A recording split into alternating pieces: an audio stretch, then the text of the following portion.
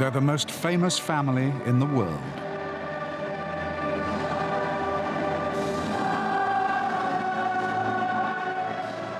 They're used to the very best of everything, and that includes their food. Ask Graham Newbold. For 6 years, he was a royal chef. When you're cooking for the royal family, things have to be done fairly simple, but elegantly. Things not too spicy, things not too cold, which could be harsh on the teeth. Portions not too big, portions not too small. They wouldn't like to be overfaced, and they wouldn't like to think that food had been wasted. There's no room for error. You can't really make mistakes. That's why everything's so well practiced and rehearsed. They like things done a certain way, whether it's right or whether it's wrong. That's the way they like it, and that's what you've got to do.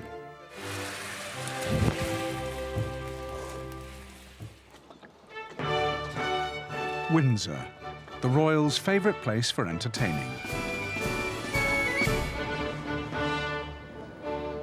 This is the drinks reception before the Queen's Royal Jubilee Garter lunch. On occasions like this, the guests are often served a stalwart of royal cuisine, the canapé. Canapés are something that royal chefs know a great deal about. There's one particular reception during the year where a team of some 20 chefs have to produce 15,000 of these. 15,000 canapés takes 3 days to make, and they're all consumed within 2 hours. Nobody else in the land really has so many servants waiting on the table, or such large dinners. I mean, for instance, it's not uncommon for 140 people to sit down to dinner in St George's Hall at Windsor. The footmen actually walk along the table with sort of cloth dusters on their feet, measuring out the distance between each place. Every knife and fork is placed in a specific manner, and what is nice is, even at the grandest occasion, however busy she is, the Queen, maybe 20 minutes before the first guests arrive, she will go in and she will check that everything is just right.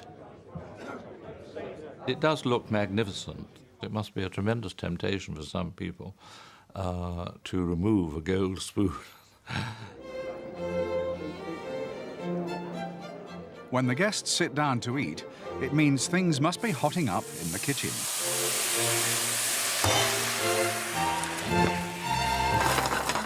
It takes an awful lot of planning, time, effort, hard work.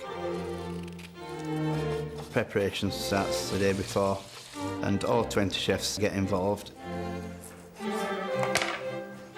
It gets a little bit busy, but not quite as hectic as what a restaurant kitchen would get. It's all very well organised, so on the day everything runs like clockwork.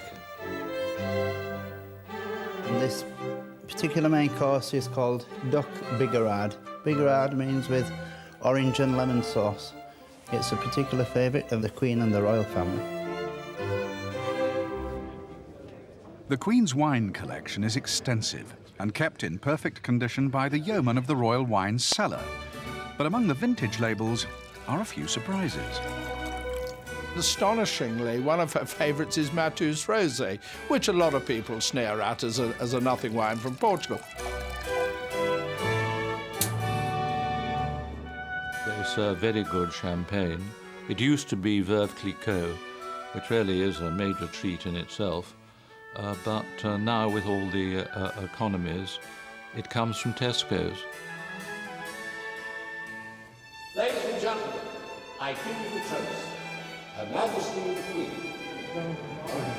God bless you.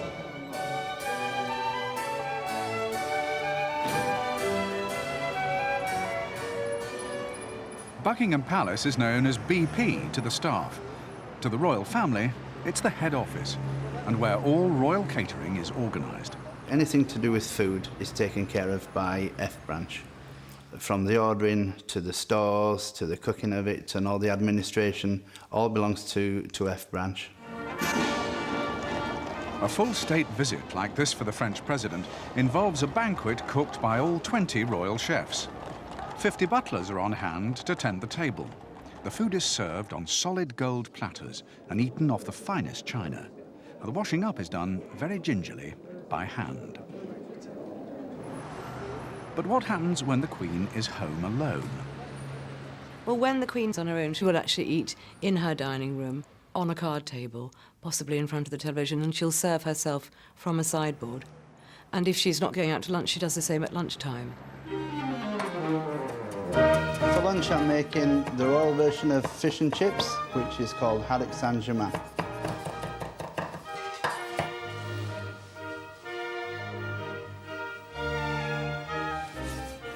King George VI used to send out for fish and chips, and he and the Queen Mother and the Queen and Princess Margaret used to sit and eat fish and chips and listen to the radio. Look at those chips. Are those the smallest chips in the world, or what?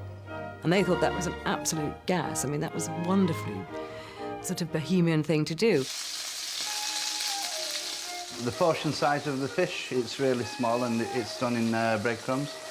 And you could have salt, vinegar, or tartar sauce, something like that. But béarnaise sauce, it's equally as nice.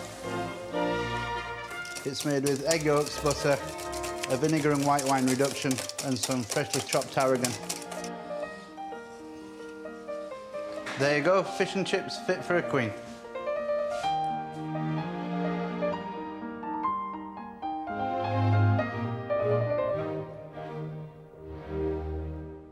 Royal cooking and catering and the way they eat meals, hasn't altered that much in the last 100 years. I know it seems incredible, but the way the royal family lived in Victorian times is not that different to now. It wasn't just the senior royals Graham had to cook for. First of all, you need some cabbage. Next, you need some freshly boiled lamb's liver, finely chopped. The final ingredient is some well-cooked long grain rice. Just needs a really good stir, and that's it. It's ready to serve.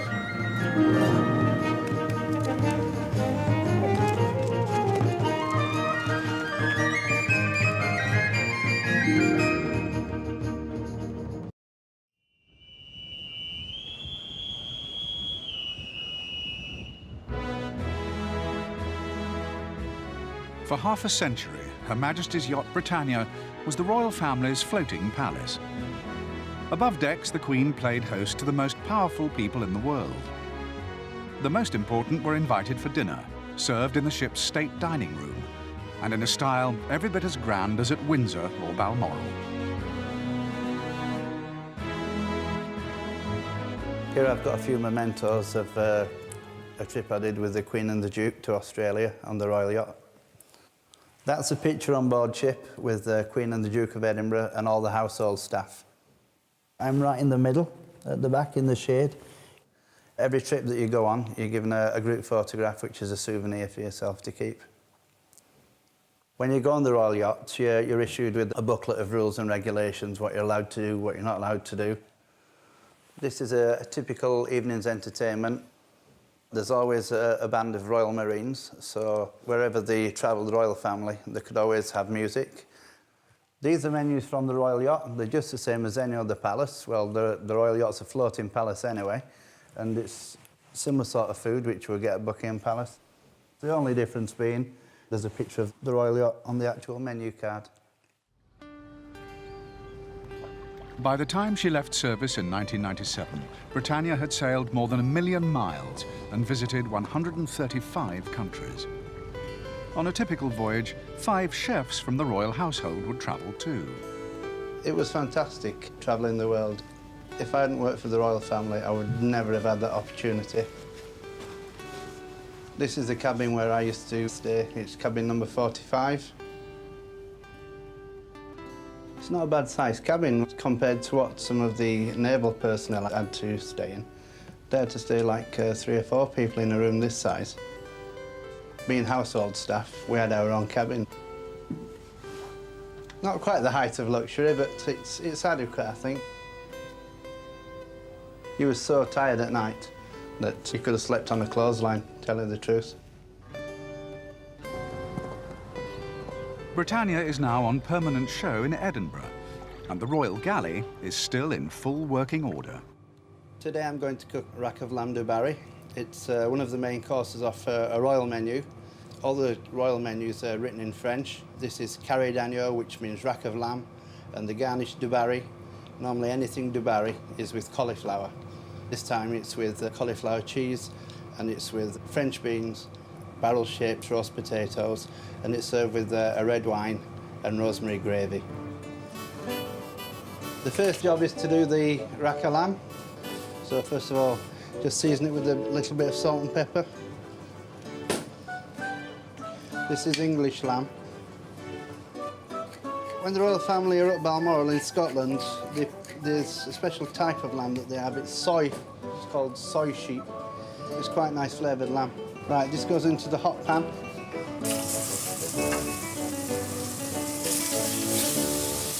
We want to seal the meat on the outside. We don't want the bones to burn in the oven, so just wrap a little bit of tin foil around. That'll take between 20 minutes to half an hour. It depends on the size of the rack of lamb. The Royal Galley, it's not the biggest kitchen in the world. It gets a little bit cramped and it gets very hot when you're cooking in the tropics. It can be quite difficult when you're at sea cooking. If it's really, really rough, you would be confined to your quarters and you wouldn't really be able to cook. And then the royal family, they would be airlifted off.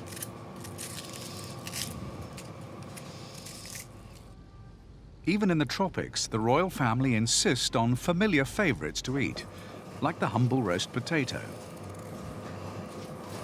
Chateau potatoes, they're classically supposed to have 7 sides.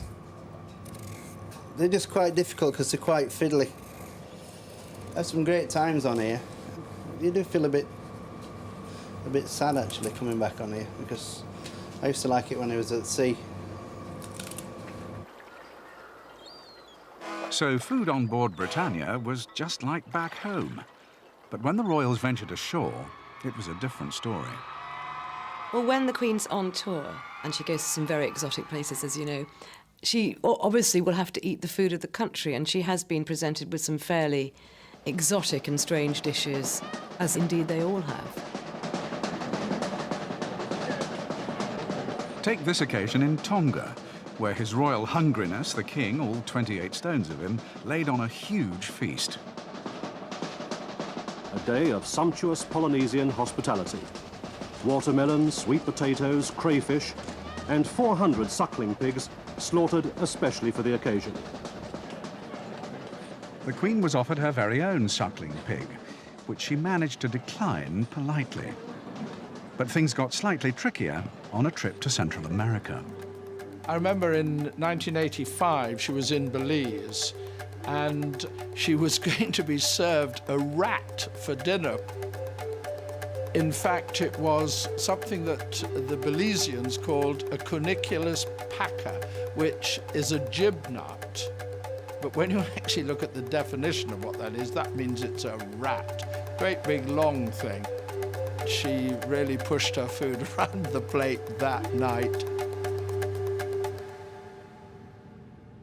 Back on Britannia and that rack of lamb. The red wine and rosemary sauce is now underway. So this sauce, this has been made with onions, carrots, celery and leek. You then add tomato puree, sprinkling of flour, red wine. Half a bottle should do it. The next stage is to add some beef stock. You then add the bones from the lamb, which have been browned off, 3 sprigs of rosemary, and then I need to leave that to simmer. The royals enjoyed lamb cooked on board Britannia and learned to be wary when apparently offered it elsewhere. Take this feast on a Middle Eastern trip. They were served this exotic Arabian feast with all sorts of strange things, mostly meat. We couldn't quite tell. And of course, the great tradition is that you serve the guest of honour sheep's eyes. I didn't see Diana touch any. It was a great joke that would she or wouldn't she? Diana just sort of got out of it beautifully, charmingly, by just giggling.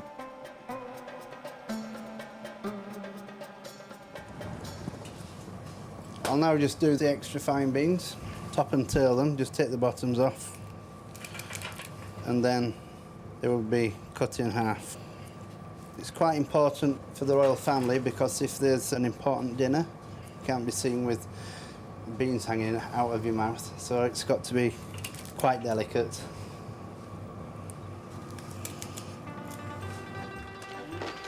A meeting with the Pope in 2000 was all smiles, but there was outrage in the Italian press when it emerged that the Queen had made it known that she wouldn't eat pasta, tomato sauce, or garlic. Oh no, the Queen doesn't like anything like that. She's very English in her taste. I think it's for fairly obvious reasons that if you're talking to somebody, the last thing you need is sort of swathes of garlic breathed all over you. I quite agree with the Queen. She's got impeccable taste. Garlic and onions should be abolished. 20 years today. The Italians didn't realise that Her Majesty had also said non grazie to the local mineral water. She doesn't trust the local water at all, not even the bottle variety, and she takes crates and crates of Malvern water with her. She likes her tea made with Malvern water because she can't run risks of getting ill anywhere and ruining the tour. Usually these tours are planned 2 or 3 years in advance, so, you know, for that reason she doesn't eat seafood when she's abroad because, you know, it's a bit risky. The state visit to China in 1986 brought a worried look from Her Majesty, and it wasn't just the prospect of chopsticks. On her plate was that favourite Chinese delicacy, the slimy sea slug. The things they do for England. Graham is making a cheese sauce for the cauliflower du Barry. No cheddar here, just freshly grated Gruyere. The thing that probably sticks out in my mind about cooking on board was the long days. You used to have to be up at 6 o'clock in the morning, start work for 6:30, prepare royal breakfast, then after that royal lunch, afternoon tea, and then dinner. Didn't really get a break until maybe 10 o'clock at night. And when you're on board for maybe a month at a time, it can be really hard work. Royal food is always labour-intensive. For example, you couldn't just serve any old cauliflower cheese. There has to be a twist. So now what I've got to do is prepare the du Barry garnish for the lamb. And it's the cauliflower floret, and you get a nice clean white napkin, just place it inside and squeeze it, and it takes out most of the moisture, and you also end up with a nice, neat, like miniature cauliflower. So there's one. It's a lot of effort for a piece of cauliflower, but I think it's worth it in the end presentation-wise. At this stage, you have to get everything out on time. Timing has got to be absolutely spot on. You can't have the Queen waiting. Now we've got our cheese sauce. So what I need to do now is just nappe the top of the cauliflower. Nappe just means cover them. So they're just like individual miniature cauliflowers. This is cauliflower cheese a la Royale. Sprinkle a little bit of Parmesan cheese on top. And that has to go under the grill. The Queen Mum in Venice, a chance too good to miss for the paparazzi.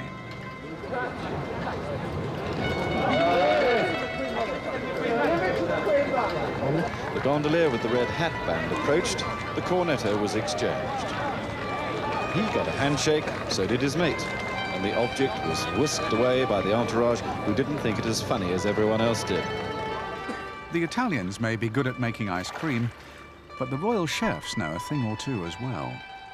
There's nothing wrong with ice cream out of a tub, but it's much, much better for you if you can make your own. So now I've got 10 egg yolks. Now I need 2 pints of thick cream. This cream would normally come from the Royal Dairy. It's the thickest cream I've ever seen, the Windsor cream. And to that, I will add 5 ounces of sugar. So what we have to do now is bring this to the boil. So now the cream's come to the boil. Just pour it onto the egg yolks, but you've got to whisk all the time and pour it on slowly. Once it's thoroughly mixed in, you have to pour the mixture back into the pan and just reheat it slowly, just so it thickens a little and coats the back of a spoon. When that's cooled down, I'm going to add a plum puree that I've made. And I've made this by stewing 2 pounds of garden plums with a little bit of lemon rind, some sugar and a drop of water, just to make a nice thick sauce like that. That's the Royal ice cream machine. I've got my plum ice cream in there now. It's freezing it and at the same time it's whipping it as well. This is how the royals have their ice cream presented all the time, the royal family.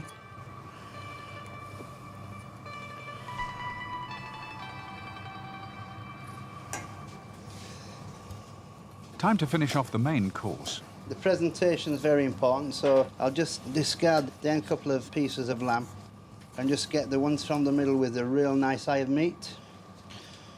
When you're being entertained by the royal family, I think that people have very high expectations, so it's got to be absolutely perfect. That lamb's lovely and pink, lovely and juicy, and now it's ready to serve.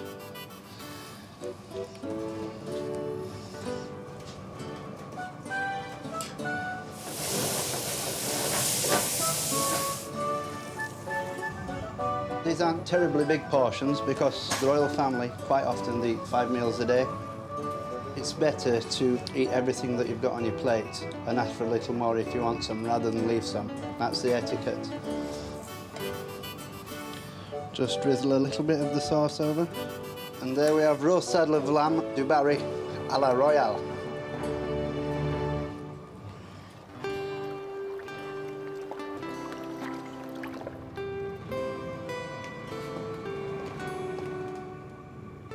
Being on the Royal Yacht was really hard work. I've never been at sea before, so I liked it.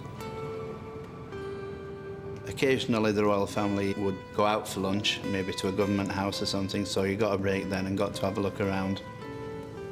It was an exciting time.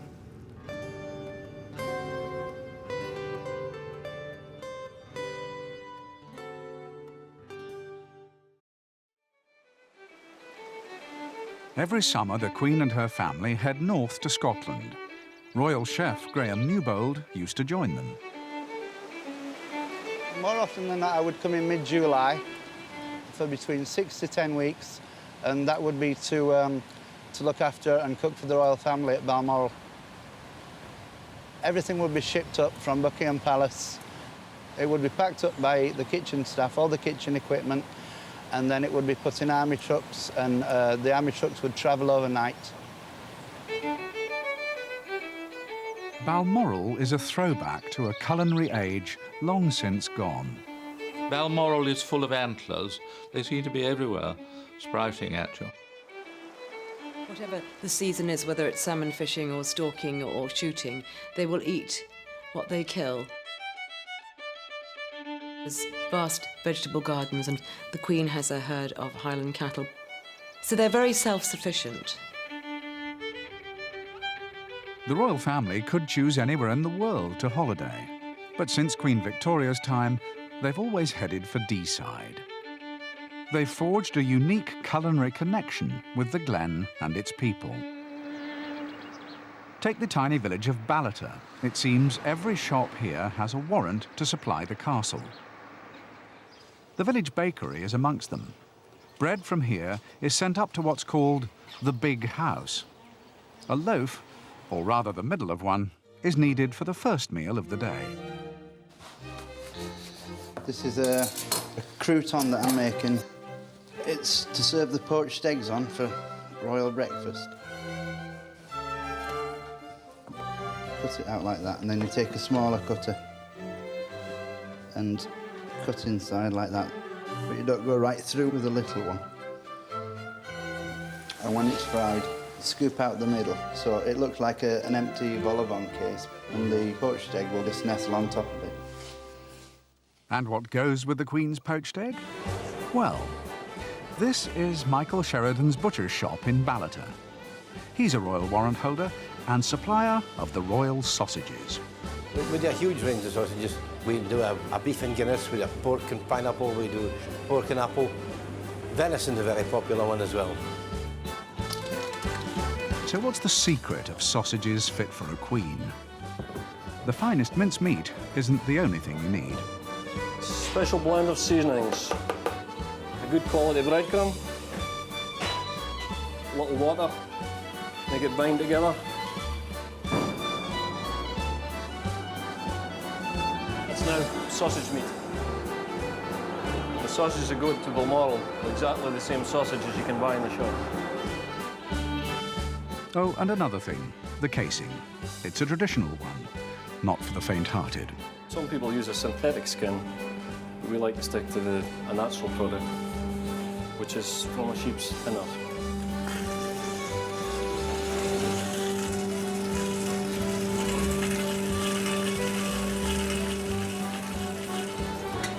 Which gives you one huge line of sausage, which you then make into lengths of sausage. These sausages are definitely fit for any king or queen.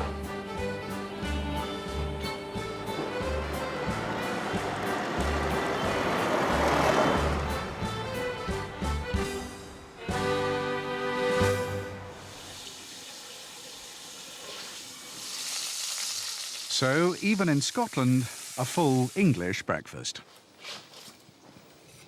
But even this choice doesn't satisfy all the royals. Prince Charles, he has a healthier option. He would have homemade bread, a bowl of fresh fruit juices, and wherever the prince goes in the world, the breakfast box goes with him, is 6 different types of honey, some special muesli, his dried fruit, and anything that's a bit special that he's quite fussy about. 40 miles from Balmoral, in Aberdeen, the morning's catch is being unloaded.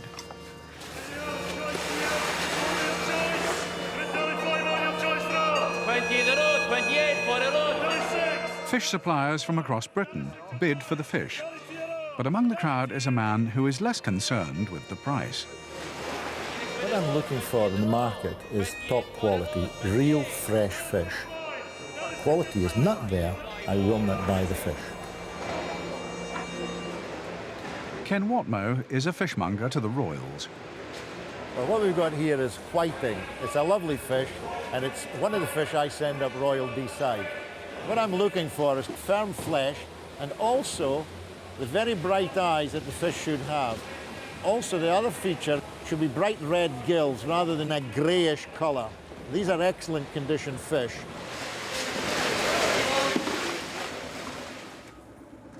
From his small shop in Aberdeen, Ken has supplied fish to Balmoral for 16 years. On the wall inside hang royal warrants for the Prince of Wales and the late Queen Mother, who had her own house on Deeside called Birkhall. One of the favourite dishes of Her Majesty the Queen Mother was Merlin en Colère. And it's based on this fish, which is whiting. Take the fish and remove its back fins, its lower fins on the underside, and clean the inside out and take out the gills. The next step is then to a little incision up the back of the head.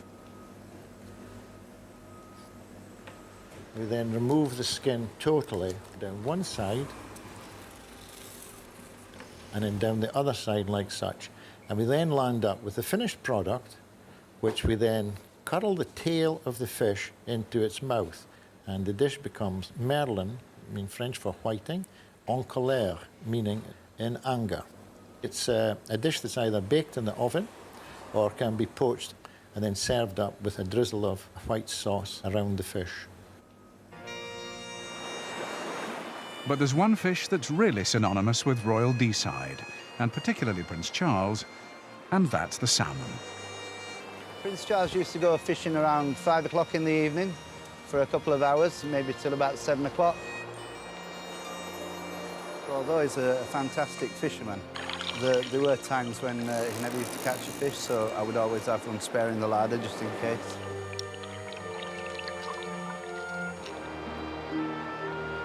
If Prince Charles was successful in catching a salmon, he used to bring it into the kitchen and we would discuss the method of cooking. With a salmon of such quality straight out of the river, I think it's best not to spoil it. Just plain poached with a nice sauce hollandaise, and that's fantastic.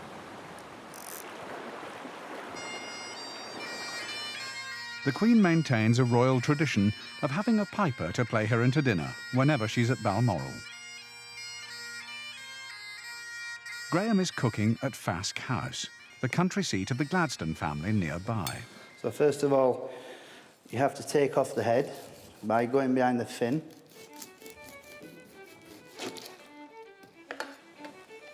Then lift up the belly, and you have to press your knife against the backbone.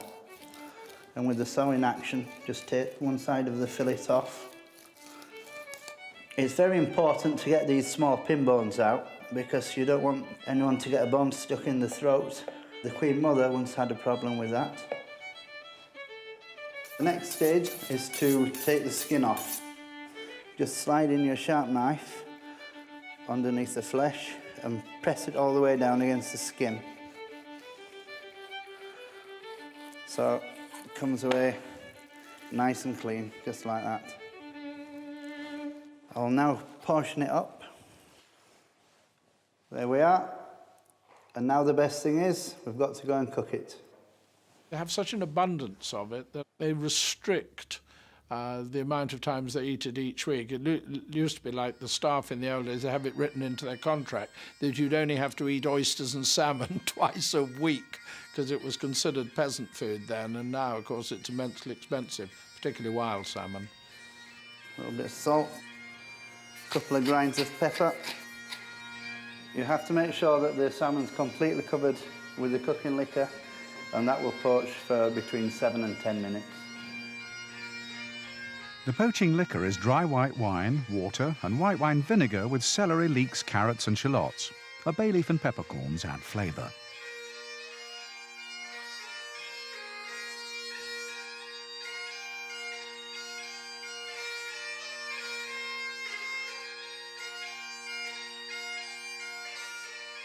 I'm now going to make the hollandaise sauce.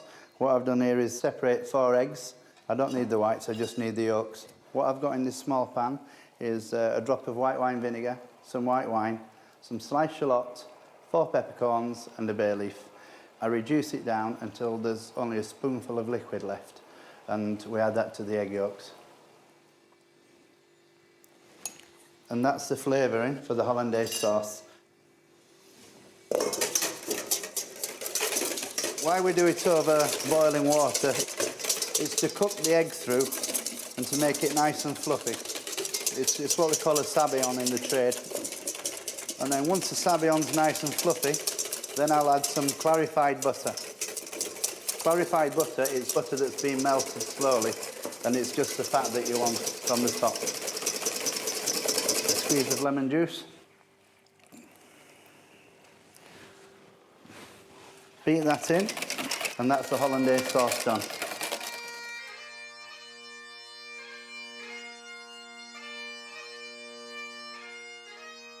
I'll show you how the royal family like the carrots. Take the carrots and lightly scrape them. Most of the vegetables come from Royal Palace's kitchen gardens. The ones at Balmoral are obviously bigger than the ones at Highgrove. Having said that, the Prince of Wales has probably got a better variety of vegetable. I'm now going to finish the salmon off by sprinkling some samphire around. It's also known as sea asparagus. All you do with that is drop it in water for about 1 minute and then take it out and add a little bit of butter to it. So there we have poached fillet of salmon with hollandaise sauce. Cooked this dish many times for the royal family. I think they enjoy it especially when they're in Scotland. Scottish salmon, it's the best you can get.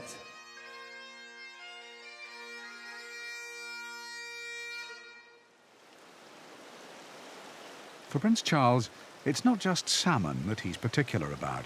Even when he's in Scotland, for goodness sake, he won't eat the vegetables.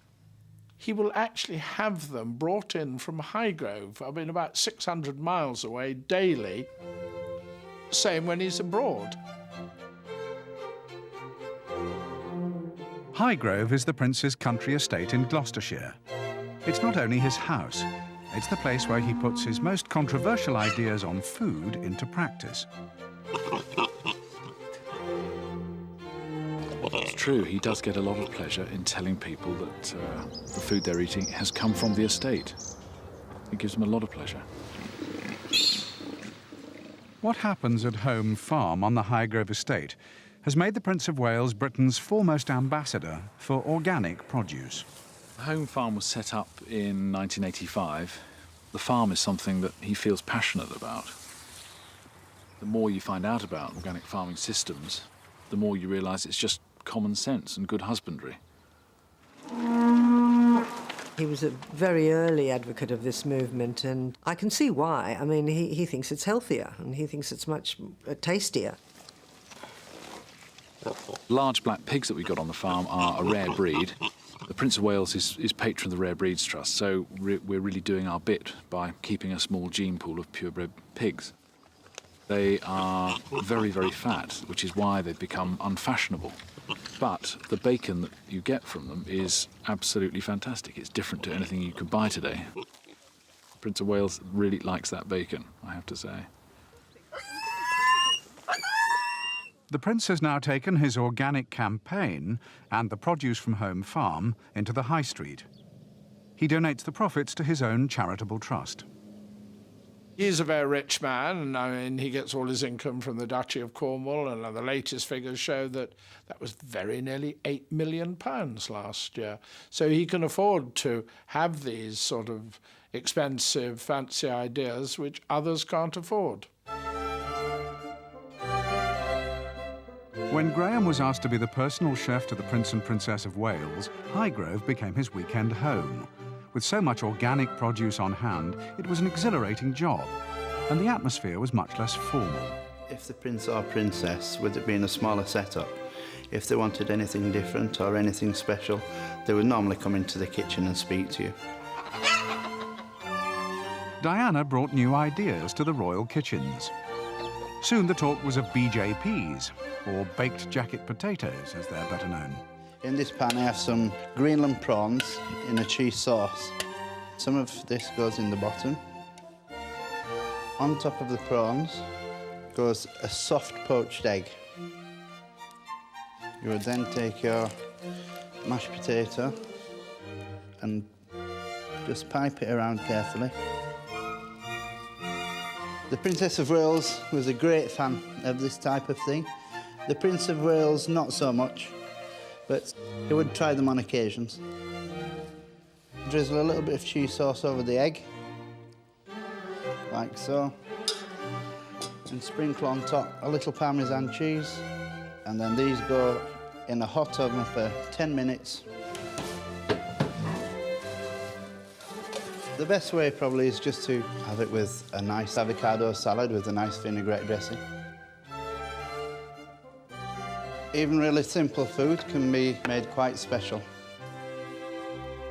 Until Diana came along and took her boys to McDonald's, you never saw members of the royal family going to fast food joints, never. But, you know, that's part of normal life, and she wanted to keep her boys in touch with reality. Today, young royals like Prince Harry are often spotted at polo, tucking into the same things as other youngsters. He obviously was looking for something more substantial to eat than the dainty little cucumber sandwiches that his grandma was serving at the pavilion. It's not just any old cucumber sandwich. You have to peel the cucumber. You never serve anything with seeds into the royal family. They've probably never even seen a cucumber seed. The best way to cut the bread for the sandwiches is to just put it in the freezer for about 15 minutes, just so it chills, and it's much easier to slice. They particularly like the bread really thin. Just a turn of pepper and stack them up so they're perfect.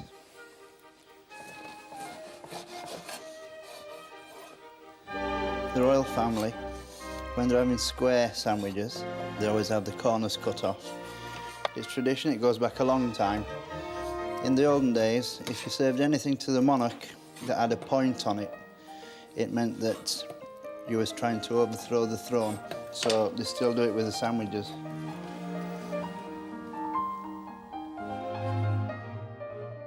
Graham Newbold was personal chef to the Prince and Princess of Wales for 4.5 years. He went to work for them after helping cook at one of the most famous royal occasions of all. Probably the best souvenir that I have, because it was like the pinnacle of my career working on the royal wedding, is an actual piece of royal wedding cake. There's the actual cake at the bottom, and there's the lid for the box. All the world loves a wedding, and nothing beats a royal one.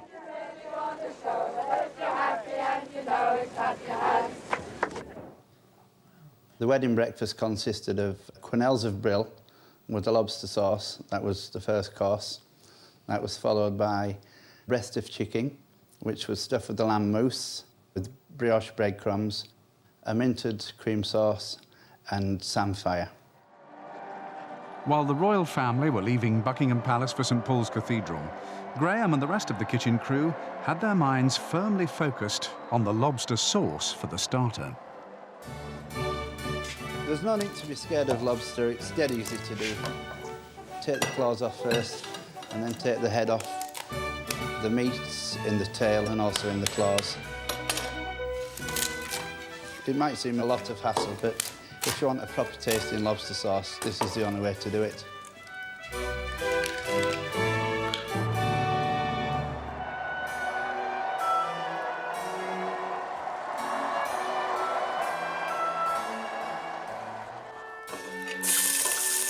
Lobster sauce is the essence of luxury. Along with the lobster shell go wine, brandy, stock and cream to simmer down before being sieved. The meat from the lobster tail is to be used as a garnish. But first, Graham has a small but vital job to do. In the tail is an intestine, and you need to get that out with a cocktail stick. You really, really don't want to send home some of the most famous people in the world, and you don't want to give them a bad tummy or anything.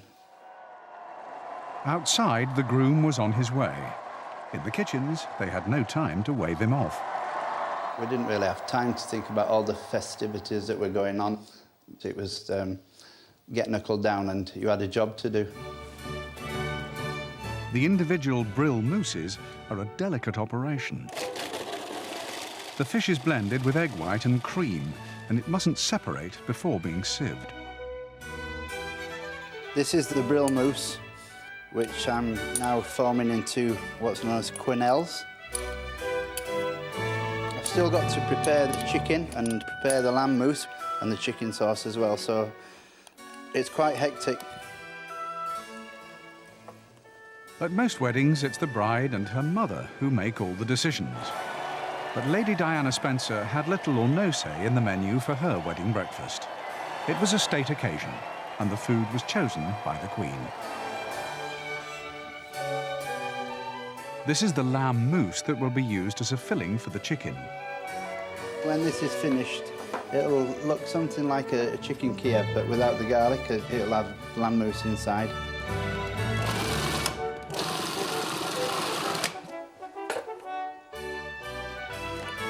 Ready?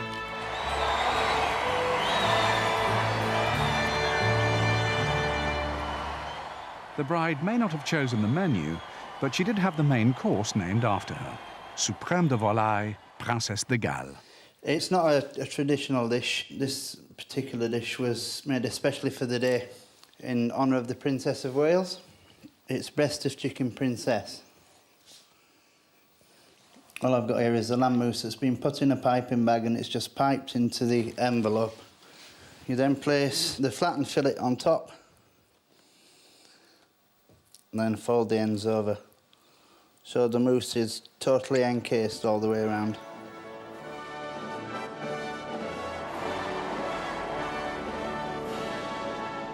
Hundreds of millions watched the service on television. 2,500 crammed into the cathedral. But only a lucky 120 would sit down to enjoy the wedding breakfast. The royal family use brioche for breadcrumbs, which is a a fermented bun dough. It's very light. But then just cut the crust off and slice it thin.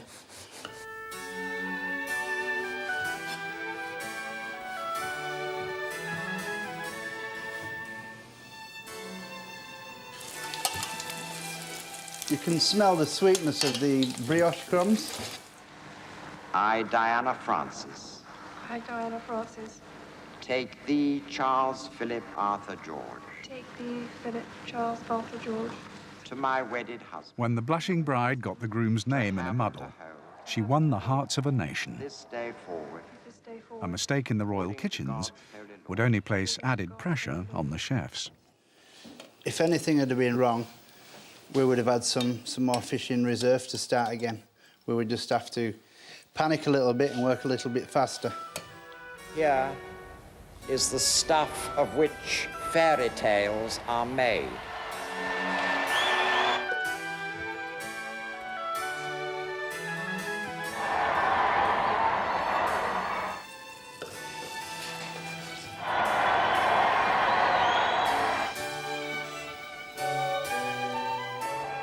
So there we have it, quenelles of brill with lobster sauce, followed by chicken stuffed with the lamb mousse, a minted white wine sauce and samphire, buttered new potatoes, sweet corn, broad beans, organic strawberries and wonderful clotted cream from the Duchy of Cornwall.